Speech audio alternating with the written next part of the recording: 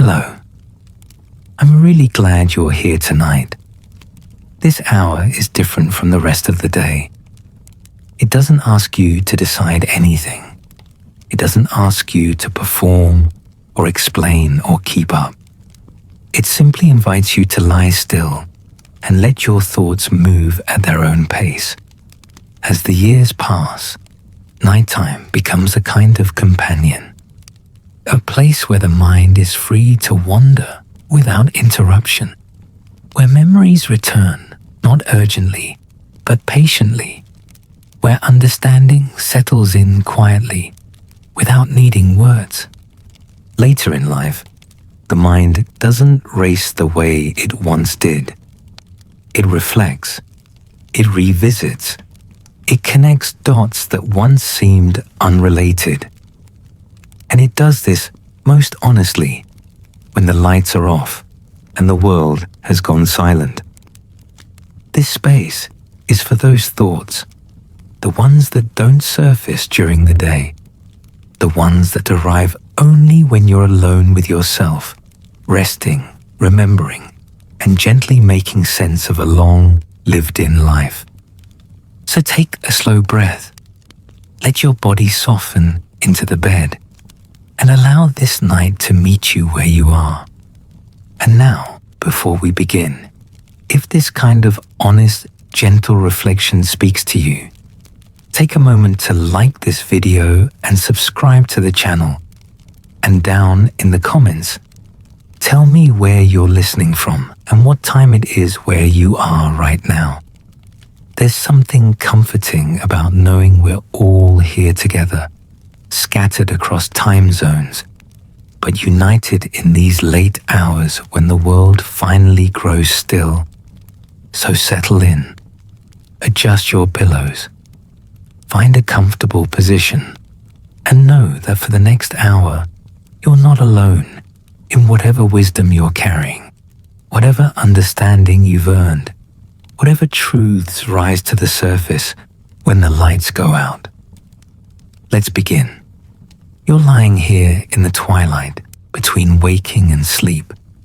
This threshold, this in-between place, it's where your mind does its most honest work, where thoughts arrive without your permission, where memories surface not because you've summoned them, but because they're ready to be understood in ways they couldn't be understood before. This is the mind of age, not the mind of youth with its urgency and forward momentum, not the mind of middle life with its responsibilities and calculations, but this mind, the one you have now, the one that's been shaped by decades of living, the one that knows things younger minds can't possibly know yet. You think differently now than you did at 20, than you did at 30 or 40, or even 10 years ago.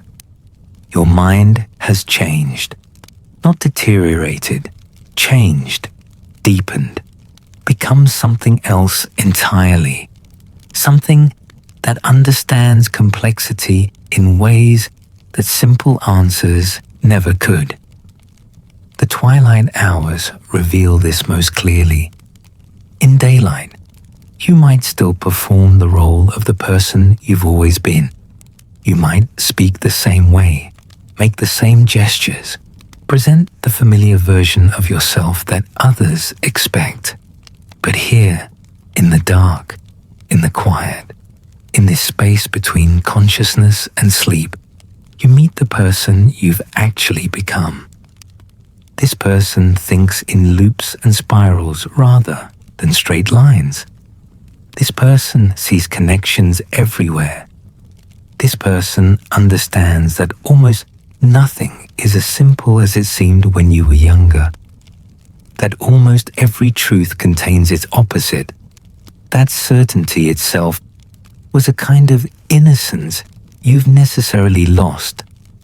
You remember being young and sure, so absolutely certain about how the world worked, about what was right and what was wrong, about who you were and who you'd become, about what mattered and what didn't. You had answers then, firm answers. Answers you could defend. Answers you believed completely. Those answers have softened now. Not disappeared. Softened. Become more nuanced. More conditional. More aware of context and complexity. You've lived long enough to see your certainties proven wrong. To watch situations you judged harshly reveal themselves as more complicated than you knew. To discover that people you dismissed had reasons you never understood. This isn't weakness, this softening of certainty, this willingness to hold multiple truths simultaneously. This is wisdom, hard-earned wisdom, the kind that can only come from living long enough to be proven wrong, from surviving enough plot twists to know that the story never ends where you think it will. Your mind works differently in Twilight. It doesn't organize thoughts into neat categories anymore. It doesn't file memories away in chronological order. Instead, everything exists simultaneously. Past and present blur together. Decades collapse into single moments. Moments expand to contain entire eras. You're lying here right now, but you're also lying in every bed you've ever occupied. You're this age, but you're also every age you've ever been. The child you are still exists somewhere inside this body. The teenager, the young adult, the person you were 10 years ago. They're all here, all present, all part of who you are in this moment. This simultaneity is something younger people can't fully grasp yet. They experience time as linear, as something that moves in one direction, leaving the past behind. But you know better now. You know that nothing is ever really left behind, that everything you've been continues to exist inside everything you are, that your life isn't a line but a spiral, circling back to the same themes and questions and struggles over and over, but from different vantage points each time. In Twilight, your mind doesn't resist this. It allows the spiral. It lets memories surface without trying to control them or make them mean something specific.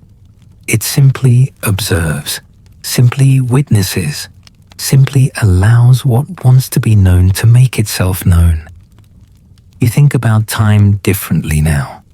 When you were young, time felt infinite, stretched endlessly ahead. You could waste hours, days, years, and never feel the loss.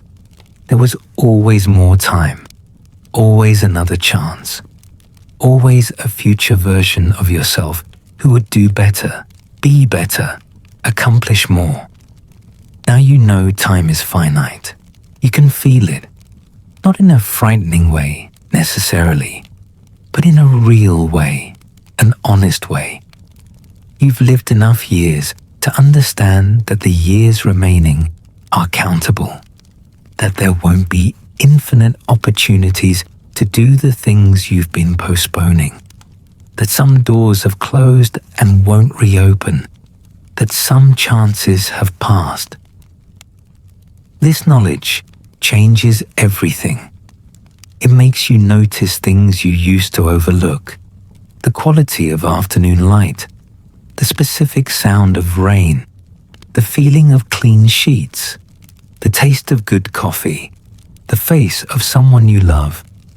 These small things become profound because you know they're temporary, because you know you won't experience them forever, because you understand that one day you'll have experienced them for the last time without knowing it was the last time. In Twilight, this awareness sits with you. Not heavy exactly, but present. You're aware of mortality in ways younger people aren't. Not obsessed with it, not frightened by it constantly, but aware, always aware. It colors everything. It makes ordinary moments sacred.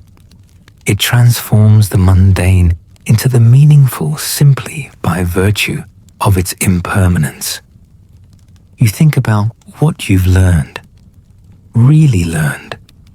Not the facts and information you've accumulated, but the truths you've absorbed through living, through making mistakes, through surviving losses, through witnessing your own transformation over decades. You've learned that most of what you worried about never happened, that the fears that kept you awake at 30 have mostly proven unfounded, that the worst-case scenarios you imagined rarely manifested, that you were capable of surviving things you thought would destroy you, that resilience isn't something you have or don't have, but something that reveals itself when you need it. You've learned that people are more complicated than you thought, that the ones you judged harshly were fighting battles you couldn't see, that the ones you idealized had flaws and struggles hidden beneath polished surfaces, that everyone, absolutely everyone, is doing the best they can with the resources and understanding they have in any given moment, even when their best is harmful, even when their best is inadequate, even when their best hurts you. You've learned that love isn't what you thought it was, that it's not the dramatic passion of movies and novels, that it's quieter than that, more steady, more complicated, that it's choosing someone even when the initial excitement fades, that it's staying even when leaving would be easier, that it's forgiveness repeated 1,000 times, that it's seeing someone's flaws completely and deciding they're still worth your presence. You've learned that you can't control much, that despite your best efforts, life will unfold in unexpected ways, that the plans you made will be disrupted, that the future you imagined won't manifest exactly as you pictured it, that chaos and chance and other people's choices will shape your life as much as your own intentions do. That surrender isn't defeat, but wisdom. You've learned that you were wrong about so many things, that beliefs you held with absolute conviction were based on incomplete information or cultural conditioning or fear, that changing your mind isn't weakness, but growth, that the ability to say, "I was wrong," is one of the most important skills you can develop. That rigidity of thought is a kind of death, while flexibility of mind is a kind of life. These lessons don't arrive dramatically. They accumulate gradually. They seep into you over years until one night, lying in twilight, you realize you understand things you didn't understand before. You see patterns you couldn't see earlier. You have compassion for younger versions of yourself who are doing their best with limited understanding. Your mind in twilight is gentle with your past self. It doesn't judge harshly. It doesn't berate you for mistakes. It simply witnesses who you were and acknowledges that you didn't know then what you know now, that you were learning, that you were becoming, that the person you are now only exists because of everything that person went through, including the painful parts, including the mistakes, including the failures. You think about regret. Of course you do. Everyone past a certain age thinks about regret in the quiet hours. The things you wish you'd done differently. The words you wish you'd said or hadn't said. The relationships you wish you'd fought harder to preserve. The risks you wish you'd taken, the time you wish you hadn't wasted. But your mind now, this twilight mind, this aged mind, understands something about regret that younger minds can't grasp. It understands that regret is often based on false alternatives, on the fantasy that you could have made different choices without being a different person, on the illusion that you could have known then what you know now. The truth is, you made the choices you made because you were who you were, with the information you had, with the emotional resources available to you, with the level of self-awareness you'd achieved at that point. You couldn't have done differently because you weren't different yet. This doesn't erase regret completely, but it softens it. It makes room for self-forgiveness. It allows you to acknowledge that yes, you hurt people. Yes, you made mistakes. Yes, you failed in ways that matter. And also, you were doing your best. You were learning. You were human.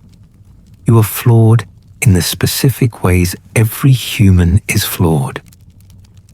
Your twilight mind holds both truths, the regret and the forgiveness, the acknowledgement of harm and the recognition of limitation. It doesn't choose between them. It allows both to exist.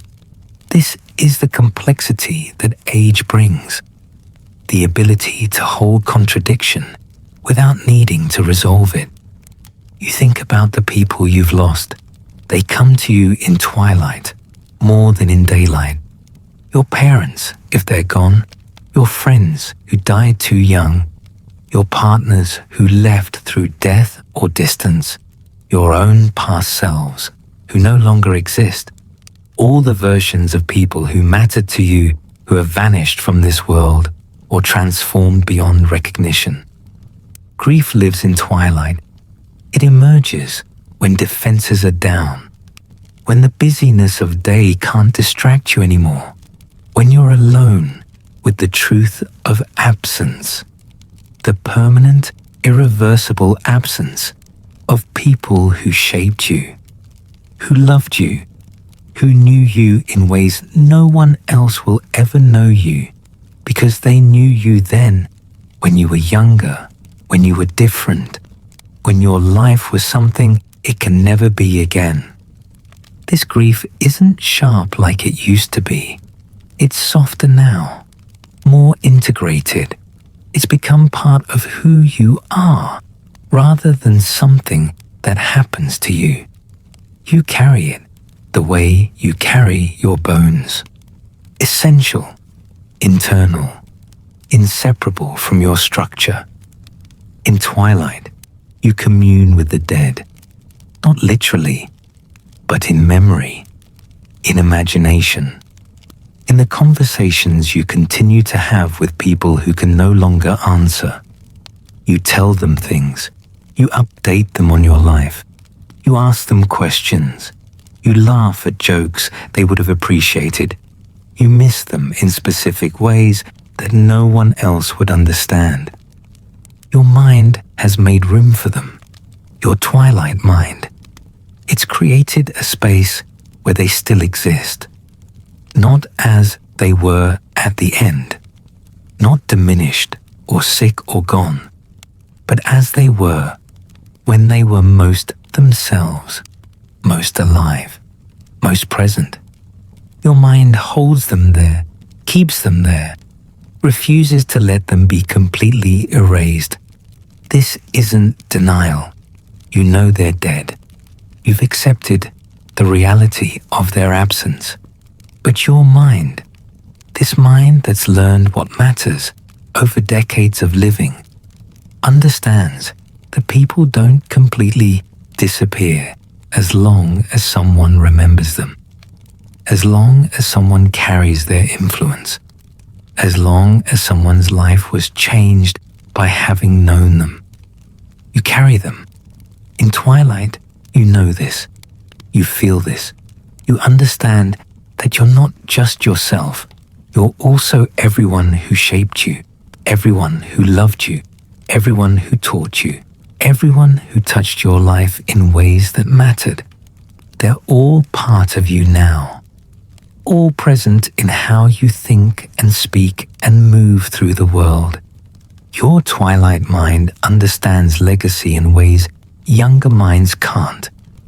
It understands that you're not building something permanent, that your name will be forgotten, that your accomplishments, however impressive, will fade, that the vast majority of what you've done will leave no lasting trace. And strangely, this understanding brings peace rather than despair, because you've learned that legacy isn't about permanence. It's about the small ways you've touched the people around you. It's about the kindness you offered when you could have been cruel. It's about the love you gave even when it was difficult. It's about the moments of real connection you created. It's about the ways you made someone feel seen or safe or valued. These things won't be remembered by history. There won't be monuments or Wikipedia pages or lasting evidence that you existed, but they mattered in the moment. They changed something for someone. They added something small but real to the world. And that's enough. Your twilight mind knows this is enough. You think about what you still want, the desires that remain. They're different now than they were when you were younger. You don't want fame or fortune or achievement in the same way. Those drives have quieted, not disappeared entirely, perhaps, but quieted, become less urgent, less compelling, less central to your sense of self. What you want now is simpler, more essential. You want peace, you want comfort, you want meaningful connection with people who truly see you. You want time with people you love before that time runs out. You want to experience beauty while you still can.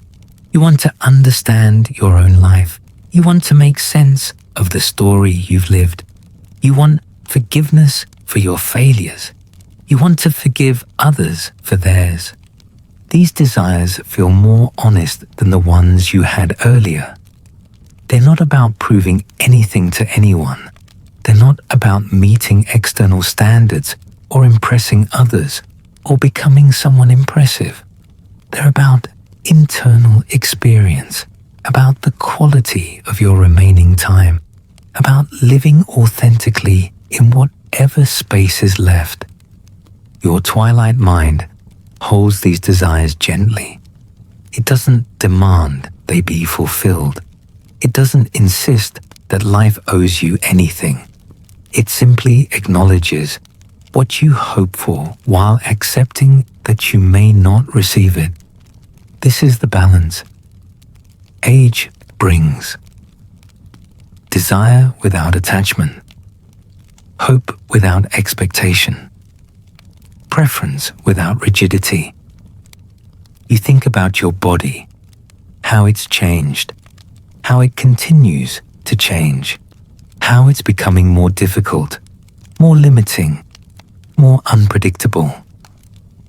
You've noticed things that didn't used to happen, pains that arrive without explanation, limitations that weren't there before, energy that depletes more quickly, recovery that takes longer, evidence everywhere that this body, this vehicle you've inhabited for decades, is wearing out.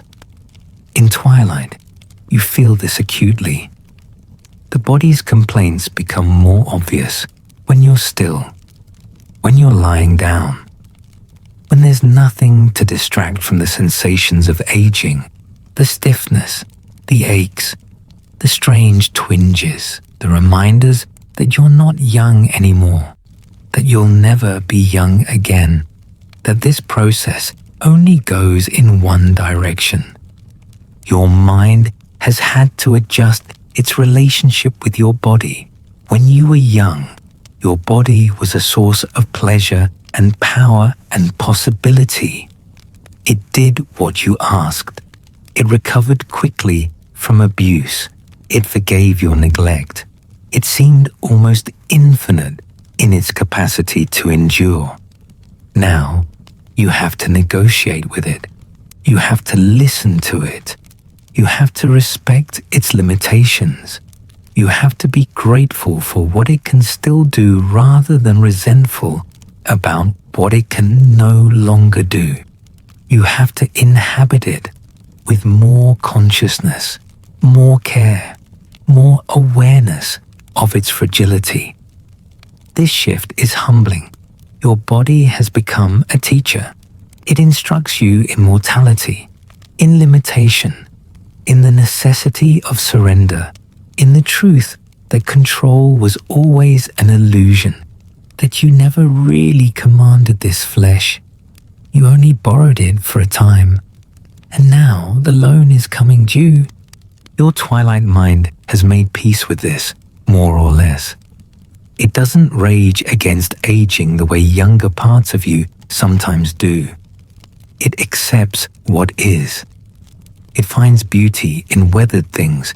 It appreciates the body you have, rather than mourning the body you've lost. It understands that resistance creates suffering, while acceptance creates space for whatever joy remains possible.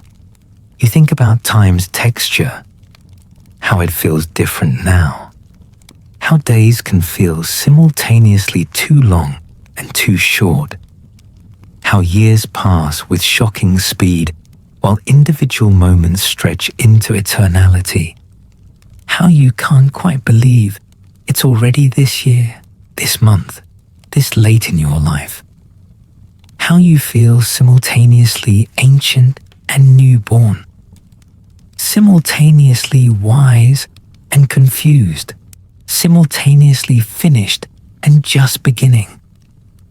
Time has become strange, unreliable. Your mind doesn't track it the way it used to. You lose hours without noticing. You think something happened last week when it was actually last year. You remember events from decades ago with perfect clarity while forgetting what you did yesterday. The timeline of your life has become scrambled, non-linear, dreamlike. In twilight, this scrambling intensifies. Past and present merge completely. You're lying here now, but you're also lying in your childhood bed. You're this age, but you're also 20, 30, 40. Every age you've ever been. The boundaries dissolve. The separations disappear. Everything that's ever happened to you is happening now. All at once, simultaneously. This isn't confusion. It's a different kind of consciousness, a different way of experiencing existence. Your mind has become less focused on linear time and more focused on the eternal present, where everything you've ever been still exists, where nothing is ever truly past, where your entire life is available to you in every moment, if you're still enough to notice it. You think about what you understand now that you couldn't have understood earlier. You understand that happiness isn't a permanent state, but a temporary experience that arrives and departs unpredictably. That chasing it directly ensures you'll never catch it. That it emerges as a byproduct of other things, connection, purpose, presence, acceptance, but never as a direct goal achieved through striving. You understand that most conflict stems from misunderstanding, that people are rarely malicious, but often confused, scared, or overwhelmed, that assuming good intentions makes life more bearable even when you're wrong. That forgiveness benefits you more than it benefits the forgiven. that holding grudges is like drinking poison and expecting someone else to die. You understand that you can't save anyone, that people only change when they're ready, that you can offer support and love and resources, but you can't force transformation, that watching people you care about make destructive choices is one of life's hardest experiences, that you have to let them have their own journey even when you can see where it's leading. You understand that there is no right way to live, that the rules you learned growing up were cultural constructs, not universal truths, that people create meaningful lives in infinite variations, that comparing yourself to others is pointless because you're living your story, not theirs.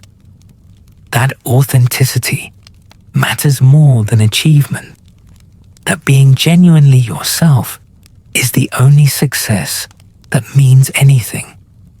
You understand that you'll never have it all figured out, that life remains mysterious until the end, that new questions emerge even as old ones are answered, that wisdom doesn't mean having all the answers, but being comfortable with uncertainty, that not knowing is okay, that confusion is part of the human condition, that you can live a good life without understanding why you're alive or what it all means.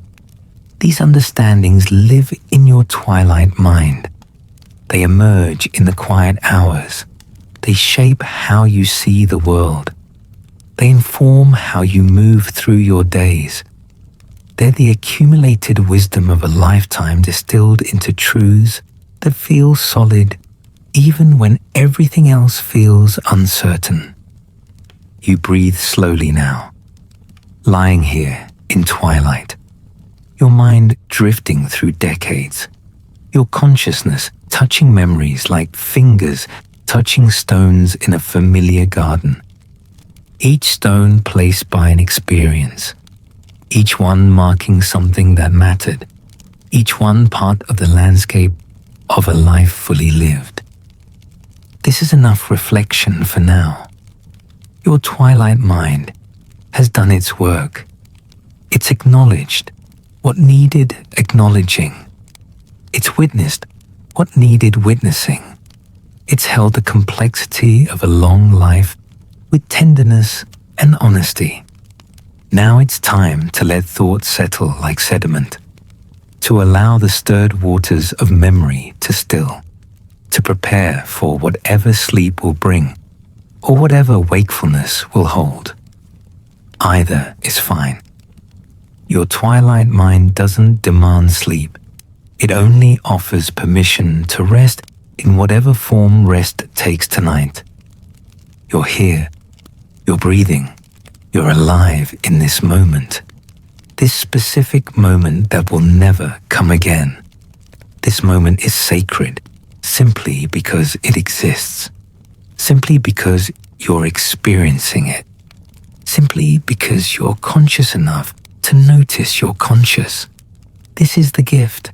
This awareness. This presence. This being alive to your own life even as it passes. You're still here. Still lying in this twilight space. Your mind continues its gentle work, the work of integration, the work of understanding, the work of making peace with everything you've been and everything you've become. You think about the people you've known, the hundreds, maybe thousands of people who've passed through your life. Some stayed for years. Some stayed for moments, but each one left something behind. Each one changed you in small ways or large ways. Each one contributed to the person you are now. There were the people who loved you, really loved you, who saw you clearly and chose you anyway, who stayed through difficult seasons, who forgave your worst moments, who believed in you when you couldn't believe in yourself. These people shaped your capacity for trust. They taught you what real love looks like. They showed you that you were worthy of devotion even when you felt unworthy of everything. In Twilight, you remember their faces, the specific expressions they wore when they looked at you with affection, the particular way they said your name, the gestures they made that were unique to them, the ways they showed love that were different from how anyone else showed it. Each person has their own love language, their own way of demonstrating care. You learn to read these languages over time. Some of them are gone now, dead or distant or transformed into people you no longer recognize. But what they gave you remains.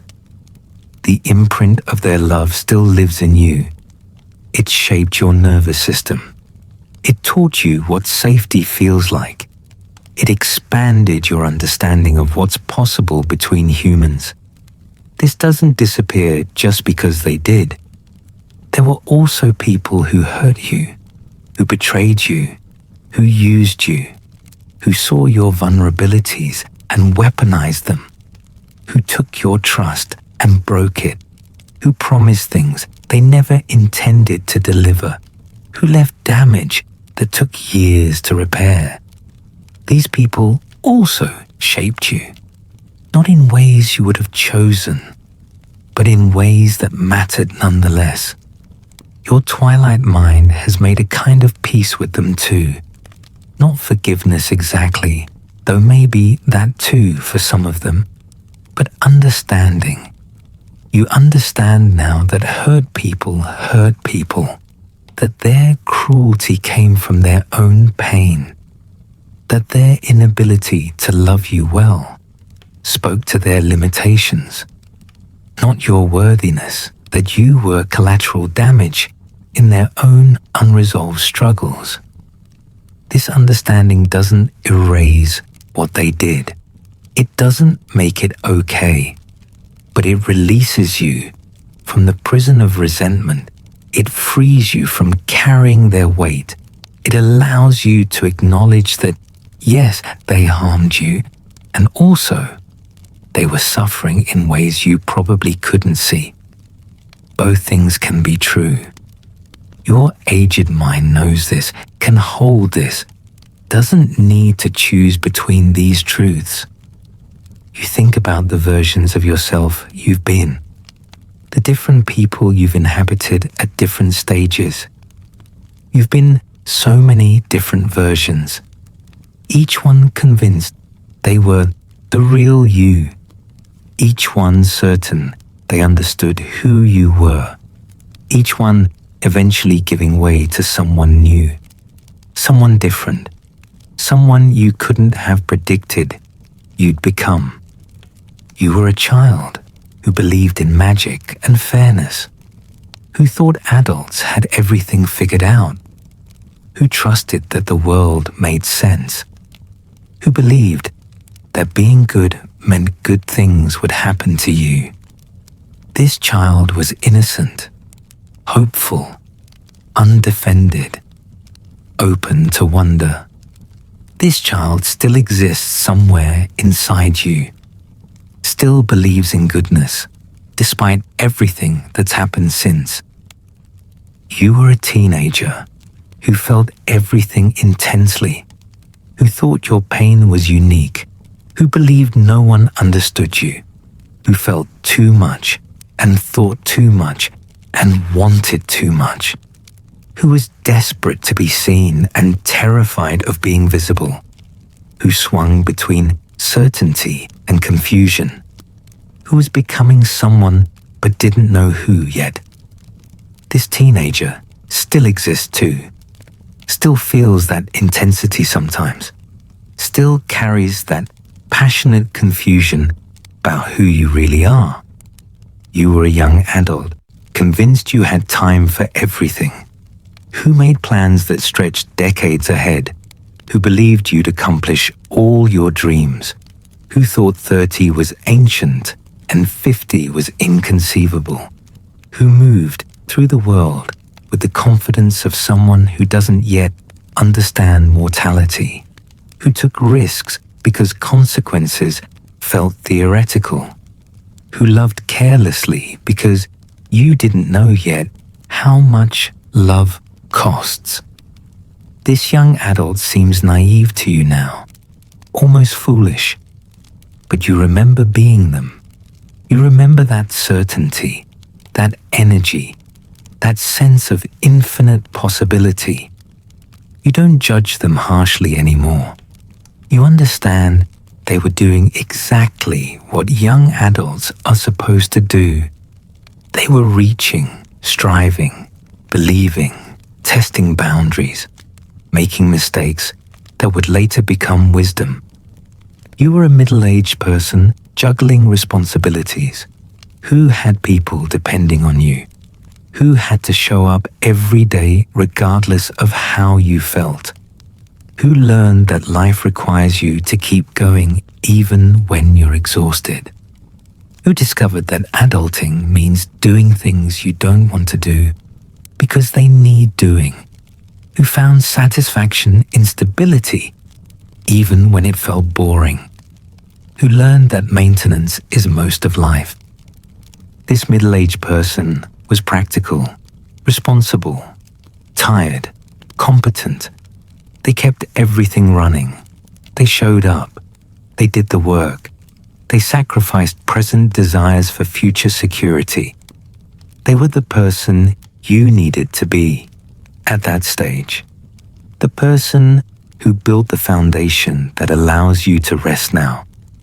And now you're this person, this aged person, this twilight person, this person who survived everything that came before, who's integrated all those previous versions, who contains multitudes, who is simultaneously all of those selves and none of them, who has become something you couldn't have imagined when you were younger.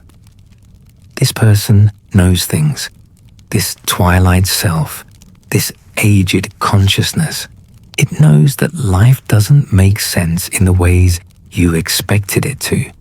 It knows that fairness is a concept, not a reality.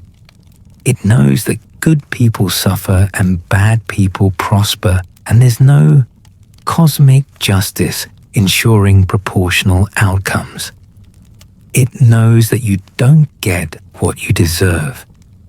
You get what you get, and then you make meaning from it. Your mind in these late hours thinks about meaning, about how you've created it, about the stories you've told yourself about your life, about the narratives you've constructed to make sense of random events and choices and circumstances beyond your control. You've rewritten your story many times, the story of who you are, the story of what your life means, the story of why things happened the way they did. Each time you revise it, you discover something new. Each time you look back from a different vantage point, you see patterns you missed before. Each time you integrate new information, the whole story shifts. When you were younger, you thought your story was about achievement, about becoming successful or famous or important, about proving something to someone, about earning recognition or respect or validation from the world. This narrative drove you for years. It motivated choices. It justified sacrifices. It gave you direction. But that story has loosened its grip. Your twilight mind has discovered different narratives. Maybe your story is about learning to love, about opening your heart despite fear, about choosing connection even when it meant risking pain. Maybe your story is about resilience, about surviving things you didn't think you could survive, about discovering strength you didn't know you had. Maybe your story is about transformation, about becoming someone completely different from who you started as, about shedding identities that no longer fit, about dying and being reborn multiple times within one lifetime, about the courage it takes to change fundamentally when change is required. Maybe your story is about service, about the ways you've helped others, about the care you've offered, about the small kindnesses that won't be remembered by history but mattered enormously to specific people in specific moments, about showing up when you were needed, even when it was difficult. Maybe your story is about failure, about trying and falling short, about dreams that didn't manifest, about losses that shaped you as much as victories, about learning that failure doesn't define you, that it's part of every life, that it teaches things success never could. Or maybe your story isn't one thing. Maybe it's all of these things simultaneously. Maybe you don't have to choose a single narrative. Maybe your life is complex enough to contain contradictions.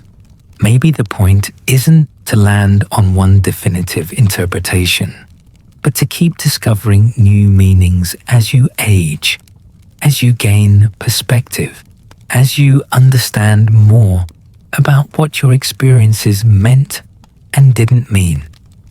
Your twilight mind is comfortable with this ambiguity. It doesn't need a neat story. It doesn't need everything to make sense.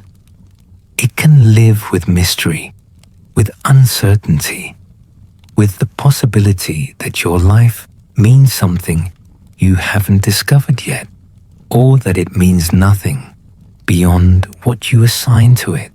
Either way, it was lived, it was real, it was yours.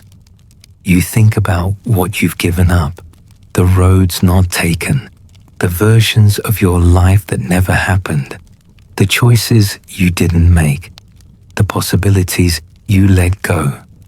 Every life contains infinite unlived lives. Every choice closes countless doors. Every commitment means saying no to alternatives that might have been wonderful. You wonder sometimes about those other lives. The one where you took that job in another city. The one where you stayed with that person instead of leaving. The one where you pursued that dream instead of playing it safe. The one where you were braver, or more cautious, or more disciplined, or more spontaneous. Who would you be in those versions? What would your life look like? What would you have gained? What would you have lost?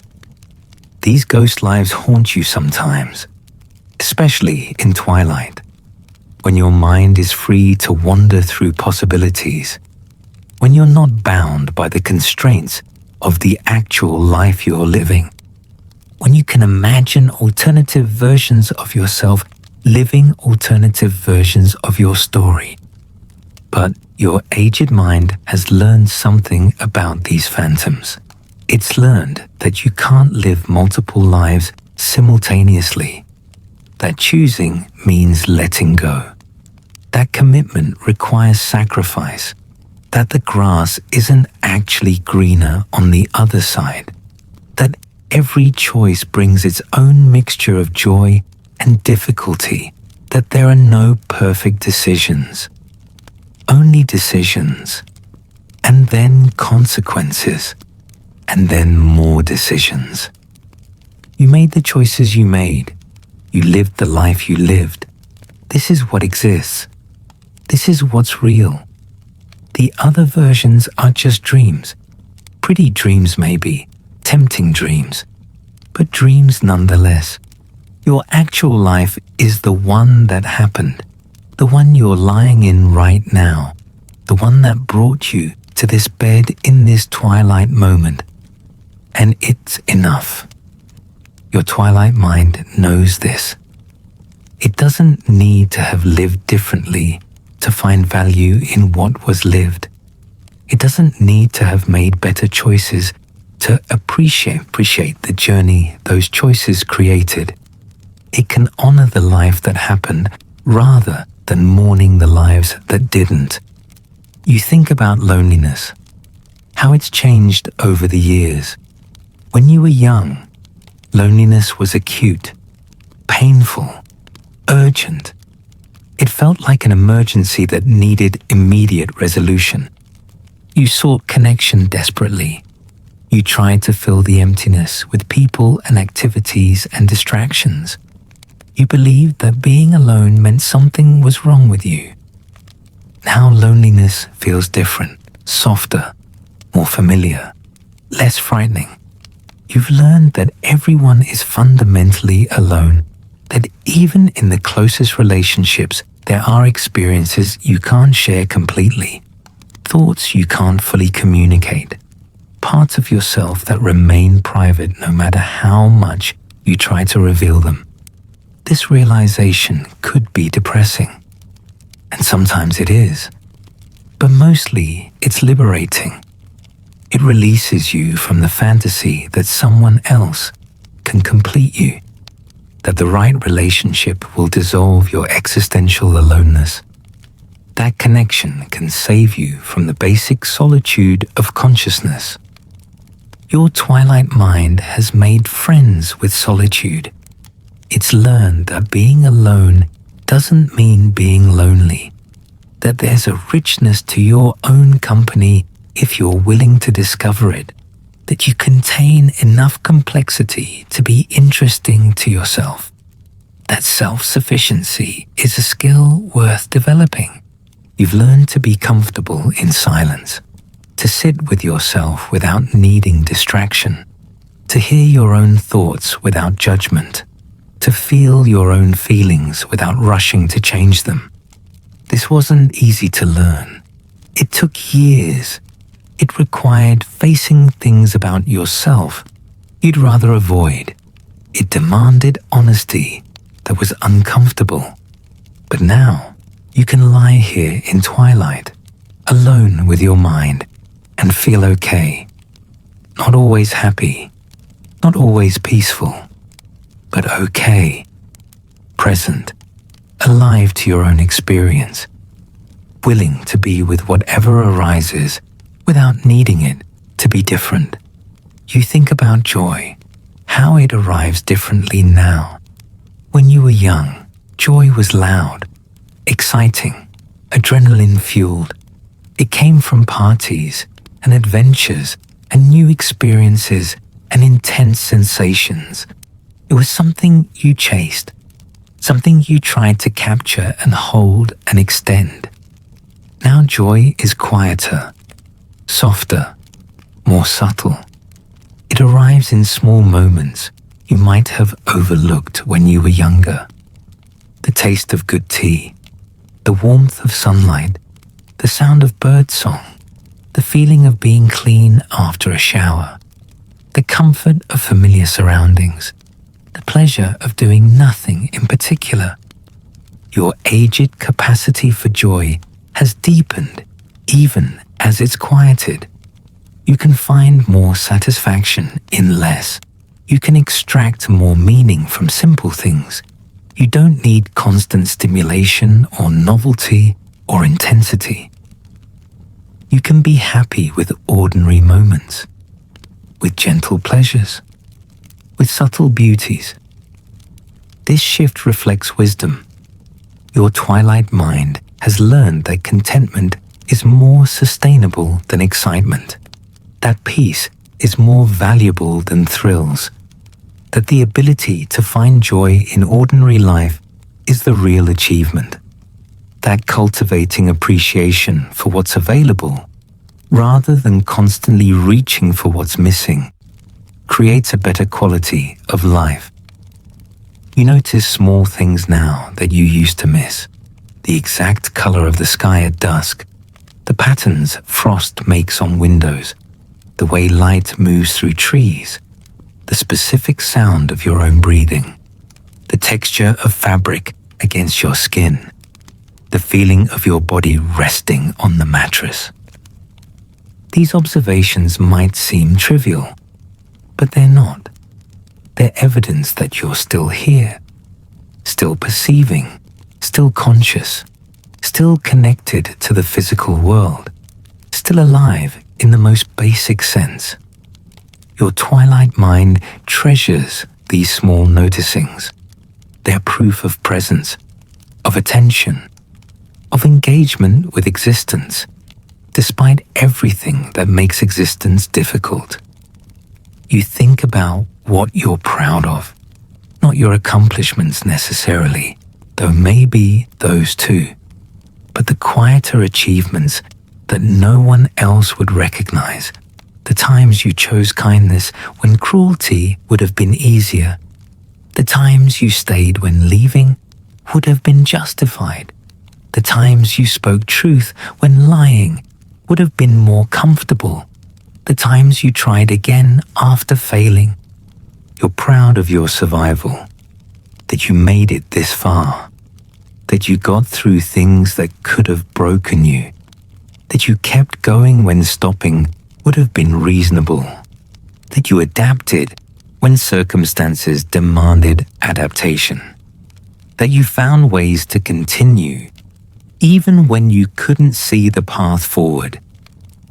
You're proud of your capacity for love, that you opened your heart despite knowing it would be hurt, that you cared deeply even when caring meant suffering, that you chose connection even when isolation would have been safer, that you risked intimacy even when intimacy meant vulnerability. You're proud of your growth, that you changed when change was necessary, that you admitted mistakes and worked to correct them, that you learned from failures, that you became a better person over time, even though becoming better required acknowledging how flawed you were, that you didn't stay static but evolved. These sources of pride aren't flashy. They won't appear in obituaries or be celebrated by strangers, but they matter. Your twilight mind knows they matter. They represent the real work of a human life, the internal work, the character work, the soul work that no one sees but everyone feels in how you move through the world. You think about fear, how it's evolved. What you fear now is different from what you feared at 20 or 40. You don't fear judgment as much anymore. You don't fear failure the way you used to. You don't fear not being enough, or not mattering, or not being loved. Those fears have quieted, mostly. Not disappeared, but quieted. What you fear now is more fundamental. You fear losing autonomy. You fear becoming dependent. You fear your mind deteriorating before your body gives out. You fear dying badly. You fear pain that can't be managed. You fear losing dignity. You fear being a burden. You fear the process of dying more than death itself. These fears are real, legitimate. Your twilight mind doesn't dismiss them, but it also doesn't let them dominate. It acknowledges that yes, these things might happen, and also they might not, and also worrying about them won't prevent them, and also you will handle what comes when it comes the way you've handled everything else that's come, with whatever resources you have available in that moment. You've survived every difficult day of your life so far. Every crisis, every loss, every challenge. Your track record for getting through hard things is 100%. This is worth remembering. Your twilight mind holds this knowledge, uses it to counter fear, reminds you that you're more capable than you think, that you've been tested many times and passed, that you'll probably continue to find ways through whatever comes next. You think about beauty, how your relationship with it has changed. When you were young, beauty was external. It was about appearances, about youth, about symmetry and smoothness and culturally approved aesthetics. You judged beauty by conventional standards. You measured yourself and others against impossible ideals. Now beauty looks different to you. Your aged eyes see beauty in weathered things, in things that show evidence of time and use and survival, in faces lined with expression, in bodies marked by experience, in objects worn smooth by years of handling, in landscapes shaped by seasons, in art that reveals complexity rather than perfection. You find beauty in impermanence now, in the fact that everything changes and decays and eventually disappears, in autumn leaves and setting suns and fading flowers, in the poignancy of things that won't last, in the preciousness of moments that can't be captured or preserved.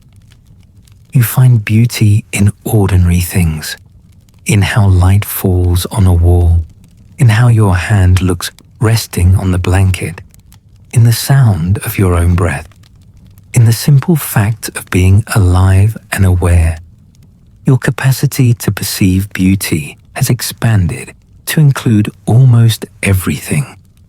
Your twilight mind sees the sacred in the mundane, the extraordinary in the ordinary, the miraculous in the everyday. This shift in perception is a gift of age. It means you're rarely bored, rarely feel that life lacks interest or meaning.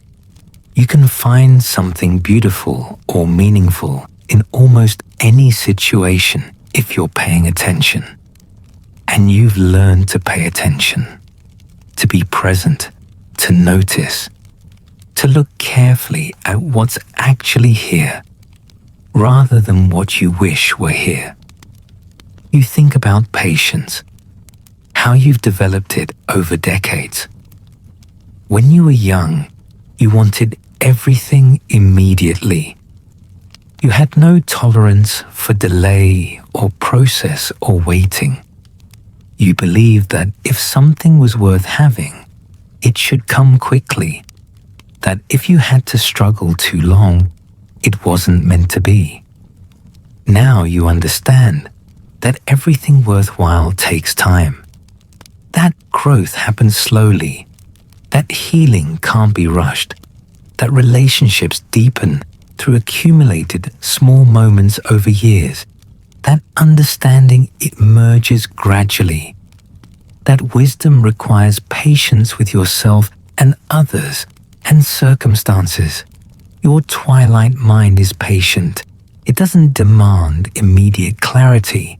It's willing to sit with confusion, to let things unfold at their own pace, to trust that understanding will come when it's ready, to accept that some things can't be forced or hurried, that some processes have their own timing that you can't control.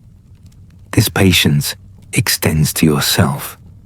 You're more patient with your limitations now, more accepting of your pace, more forgiving when you're slow to learn or change or heal. You don't expect yourself to be perfect or quick or effortlessly capable.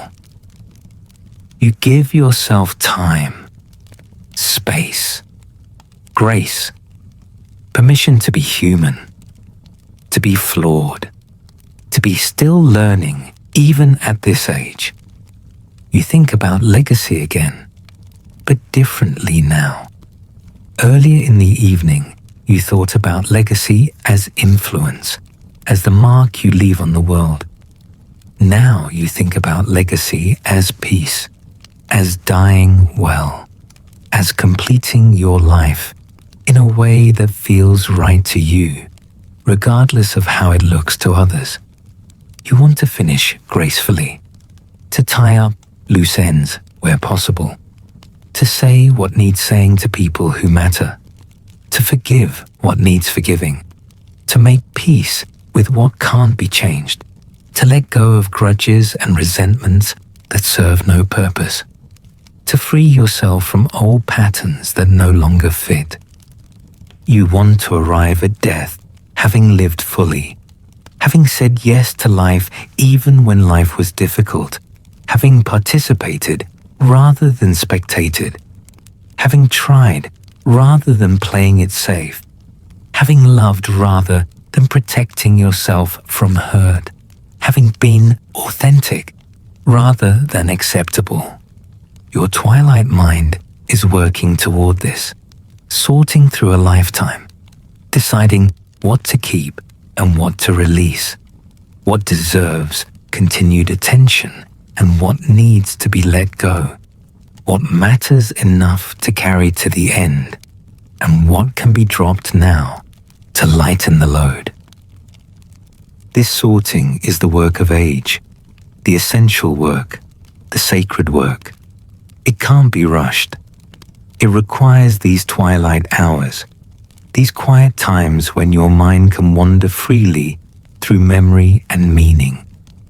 When you can look honestly at your life without the defenses you maintain during the day. When you can see clearly what you've been and what you've become and what you still hope to be in whatever time remains.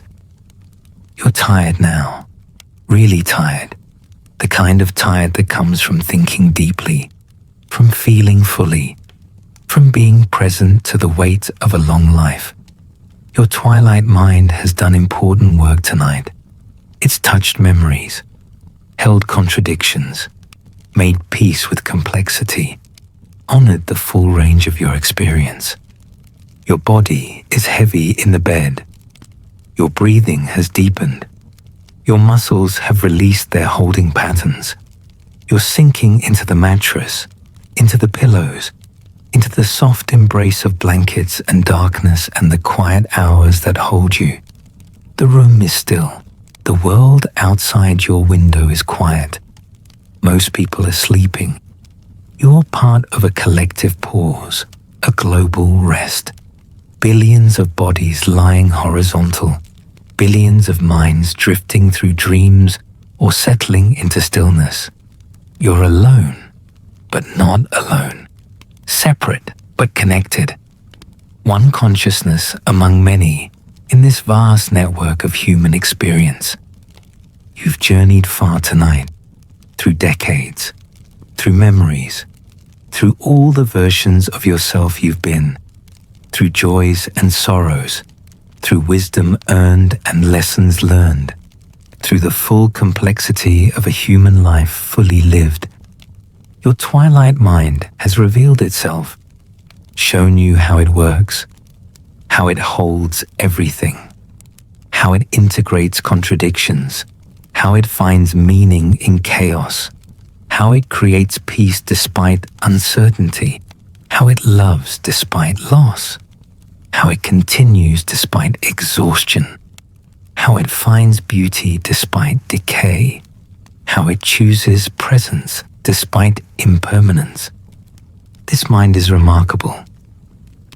Your age consciousness is a miracle. It survived everything it's experienced. It's adapted to every change. It's learned from every mistake. It's grown from every challenge. It's deepened through every loss. It's become wiser through every failure. It's expanded through every opening.